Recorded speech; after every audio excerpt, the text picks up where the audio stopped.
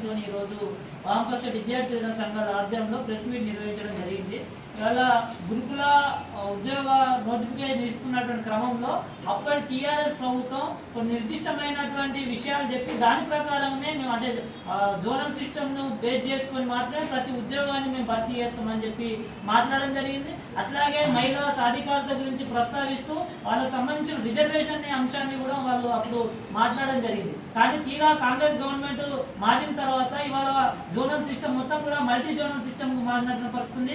అట్లే మహిళా సాధికారత మొత్తం కూడా మరుగునబడి వాళ్ళ మాటల్లో మాత్రమే మహిళా సాధికారత ఉన్నది అనేటువంటి విషయాన్ని ఈ సందర్భంగా మేము తెలియజేస్తా ఉన్నాం. అట్లాగే మొన్న నియామక పత్రాలు ఇస్తున్నటువంటి క్రమంలో మొత్తం కూడా ఇవాళ 1 నుంచి 2 లేకపోతే ఒక అభ్యర్థికి 3 ఉద్యోగాలు వచ్చినటువంటి పరిస్థితుంది. వాళ్ళ అవరోహణ క్రమంలో ఉద్యోగ నియామకాలు చేపట్టకపోవడం వల్ల తిరిగి రాష్ట్రంలో 4000 గురుకుల ఉద్యోగ బ్యాక్లాగ్ పోస్టులు ఏర్పడేటువంటి ఒక పరిస్థితి ఉంది. కాబట్టి తక్షణమే కాంగ్రెస్ ప్రభుత్వం స్పందించి ఇవాళ మెరిట్ బేస్డ్ గా ఇవాళ 1:2 లో సెలెక్ట్ అయినటువంటి అభ్యర్థులు ఎవరైతే ఉన్నారో బ్యాక్లాగ్ పోస్టులు ఏర్పడకుండా చర్యలు తీసుకోవాలనేటువంటి విషయాన్ని ఈ సందర్భంగా మేము ప్రధానంగా డిమాండ్ చేస్తా ఉన్నాం. అట్లాగే నోటిఫికేషన్ సమయంలో ప్రకటించినటువంటి విధంగా వాళ్ళ మహిళా సాధికారత కావచ్చు, లేకపోతే జోనల్ సిస్టమే కావచ్చు, లేకపోతే ఇతర విషయాలు ఏవైతే ఉన్నాయో వాటన్నిటిని కూడా అట్నే అమలు చేయాలనేటువంటి విషయాన్ని కూడా ఈ సందర్భంగా మేము తెలియజేస్తా ఉన్నాం. ఈ క్రమంలో ఈ అభ్యర్థులు